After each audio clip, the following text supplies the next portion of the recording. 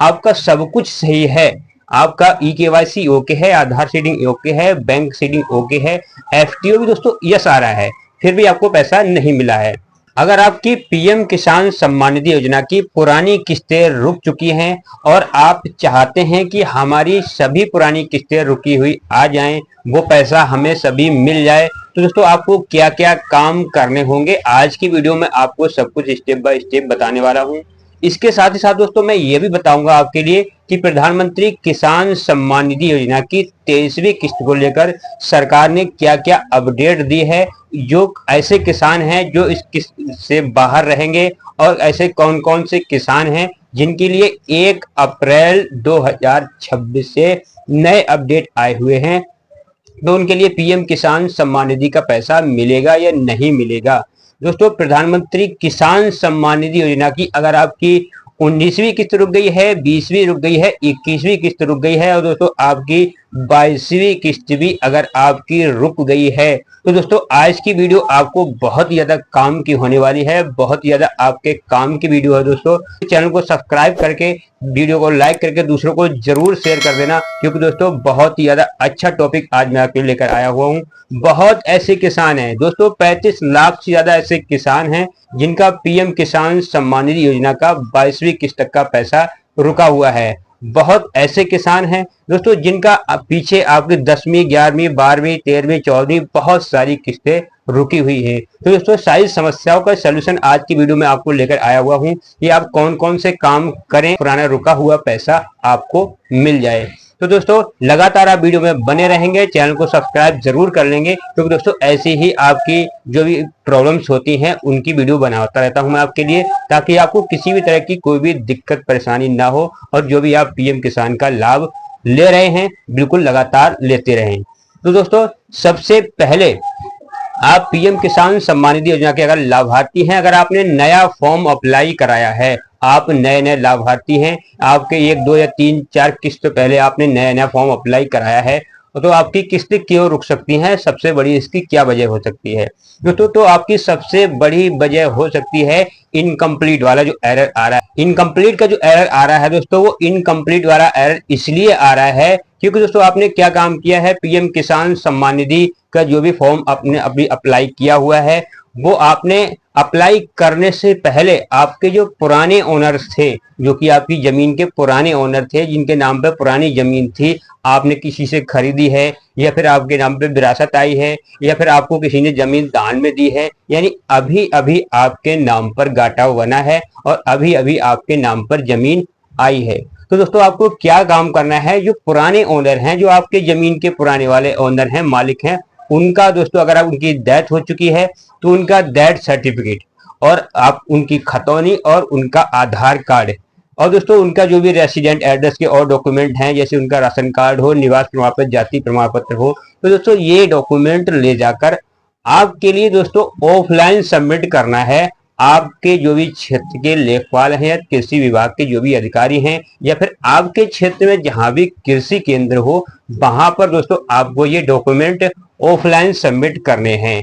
अगर आप ऑफलाइन नहीं कर पाते हैं तो दोस्तों आपको क्या काम करना होगा, पीएम किसान सम्मान निधि की ऑफिशियल वेबसाइट पर जाकर दोस्तों आपको अपडेट मिसिंग इन्फॉर्मेशन का फॉर्म फिलअप कर देना है। ये दोस्तों उनके लिए है जो नए 2-3 महीने 2-3 या 4 किस्त पहले जिन्होंने फॉर्म को अप्लाई किया है, किस्तें उनकी रुक चुकी हैं और पैसा नहीं आ रहा है।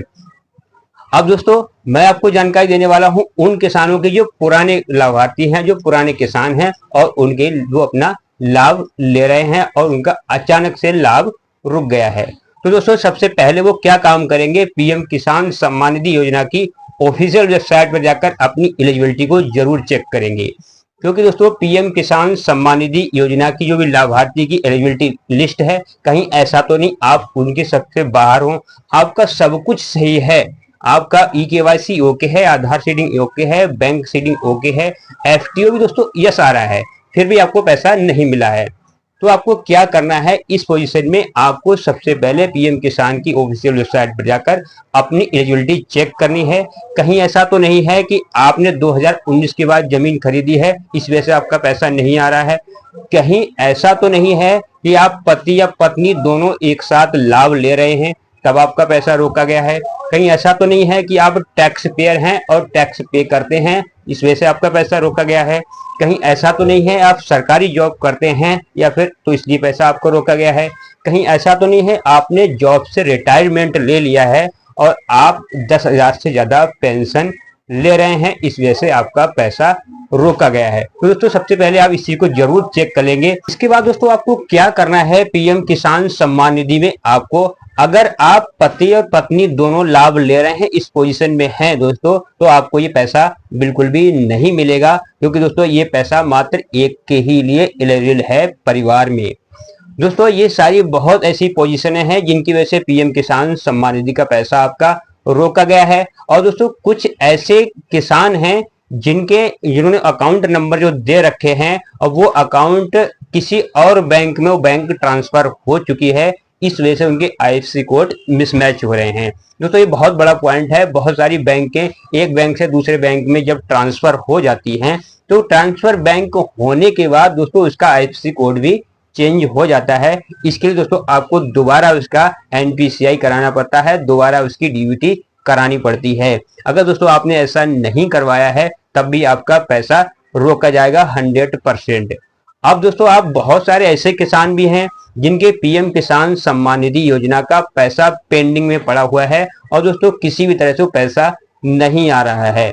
तो दोस्तों ये बहुत अच्छा मैं आपको उपाय बताता हूं, बहुत अच्छी एक ट्रिक है दोस्तों। आप इंडिया पोस्ट पेमेंट बैंक में अपना अकाउंट ओपन करा लीजिए, 100% दोस्तों पैसा आपका आ जाएगा। मैं आपको इस चीज को बता रहा हूं आपकी, क्योंकि जो आप पीएम किसान सम्मान निधि के लाभार्थी ही नहीं बल्कि किसी भी डीबीटी के आप लाभार्थी हैं, आप विकलांग पेंशन लेते हैं, विधवा पेंशन आती है, या दोस्तों आपकी ऑनलाइन किसी भी तरह की कोई भी सरकारी डीबीटी आपके खाते में आती है, आप उसके लाभार्थी हैं दोस्तों, इंडिया पोस्ट पेमेंट बैंक में अगर आपका अकाउंट खुला हुआ है दोस्तों डीबीटी आपकी नहीं रुकेगी, 100% वो पैसा आपको मिलता रहेगा। तो दोस्तों बहुत अच्छी ट्रिक है ये इंडिया पोस्ट पेमेंट बैंक में अकाउंट खुलवाने की। इसके बाद दोस्तों अगर आपका आधार कार्ड में और बैंक अकाउंट में नाम मिसमैच है दोस्तों, इन चीजों को आप चेक कर लीजिए। आपके अगर दोस्तों ई केवाईसी ओके है, एफटीओ ओके है और आधार सीडिंग, लैंड सीडिंग सब कुछ आपका ओके है, तो दोस्तों जो टॉपिक मैं आपको बता रहा हूं, जो कमियां मैं आपको बता रहा हूं, वो कमियां आप नोट कर लीजिए और अपने अकाउंट में इस चीज को चेक कीजिए। ये सब कुछ जब आप सही कराएंगे तो 100% दोस्तों पैसा आपको मिल जाएगा।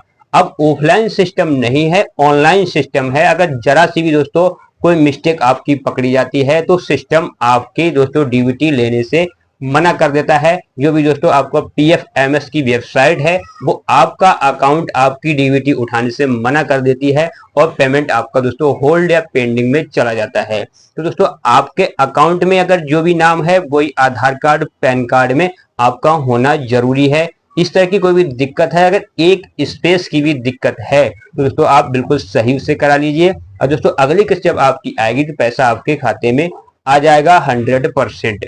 इसके बाद दोस्तों बहुत ऐसे किसान हैं जिनके लिए पीएम किसान सम्मान निधि योजना की अभी तक कोई भी किस्त नहीं मिली है, उन्हें 4-4, 5-5 किस्तें बीत चुकी हैं।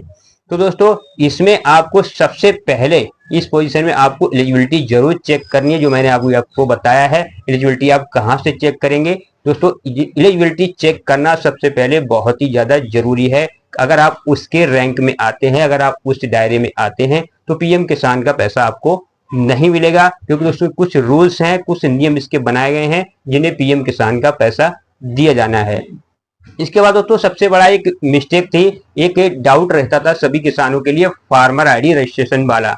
दोस्तों जब पीएम किसान की 19वीं किस्त आई थी तब फार्मर आईडी चलाई गई थी दोस्तों, 20वीं किस्त आई थी तब भी फार्मर आईडी, और 21वीं और 22वीं किस्त तक दोस्तों फार्मर आईडी का सिस्टम काफी तेजी से चल रहा है। और दोस्तों फार्मर आईडी काफी जरूरी चीज है सभी किसानों के लिए, चाहे वो किसी भी तरह की डीबीटी ऑनलाइन सेवा लेते हैं सर्विस या नहीं लेते हैं, तब भी फार्मर आईडी कराना बहुत ही ज्यादा जरूरी है सभी किसानों के लिए। हालांकि अभी तक जो पैसा आपका रोका गया है पीएम किसान का, वो फार्मर आईडी के वजह से किसी का पैसा नहीं रुका है। अभी तक दोस्तों सभी किस्तें आपको पीएम किसान सम्मान निधि की दी गई हैं। जिनका पैसा रुका है उसमें फार्मर आईडी का कोई भी लिंक नहीं है, ये आपका पीएम किसान का पैसा फार्मर आईडी की वजह से रोका गया हो। हालांकि गवर्नमेंट ने अल्टीमेटम दिया था कि आप पीएम किसान का अगर पैसा लेना चाहते हैं तो आपको फार्मर आईडी करवाना जरूरी है, लेकिन कुछ किसानों के पास काफी ज्यादा समस्याएं थी, कुछ किसानों की बहुत ज्यादा प्रॉब्लम्स थी जिनके फार्मर आईडी नहीं बन पाए। तो दोस्तों इस वजह से सरकार ने उस प्रॉब्लम को सॉल्व करने के लिए कि आपको 22वीं किस्त देने के लिए मंजूरी दे दी और आपको 22वीं किस्त दोस्तों दे दी गई है पीएम किसान सम्मान निधि की। तो दोस्तों आशा करता हूं जानकारी छोटी छोटी आपको बहुत ज्यादा अच्छी लगी होंगी और आप उन सभी समस्याओं को सही करा लेंगे जिससे आपका पीएम किसान का पैसा न रुके और आपका लाभ आता रहे। अब दोस्तों हम जानकारी करते हैं कि पीएम किसान की 23वीं किस्त की क्या अपडेट निकल कर आ रही है, 23वीं किस्त कौन कौन से किसानों को दी जाएगी। तो दोस्तों 23वीं किस्त के लिए आप फार्मर आईडी अपनी जरूर बनवा लें, क्योंकि दोस्तों हो सकता है गवर्नमेंट की आपको अब की बार 23वीं किस्त पीएम किसान सम्मान निधि की आपको फार्मर आईडी के बिना आपके खाते में ना दे। अप्रैल से बहुत सारे कानून चेंज हुए हैं और हर डिपार्टमेंट में चेंज हुए हैं। आपका आधार कार्ड में चेंज हुए हैं, पैन कार्ड में चेंज हुए हैं, गैस सिलेंडर में चेंज हुए हैं। बहुत हर लाइन में दोस्तों 1 अप्रैल से बहुत बहुत नए नए नियम आए हुए हैं। अब पीएम किसान सम्मान निधि को दोस्तों लेकर क्या क्या नए कानून आने वाले हैं और दोस्तों क्या क्या गवर्नमेंट आगे अपडेट 23वीं किस्त के लिए देने वाली है, दोस्तों आप मेरे से जुड़कर अपडेट रहिए। मैं आपको लगातार अपडेट इसकी बताता रहूंगा कि पीएम किसान की किस्त कब आने वाली है। दोस्तों हालांकि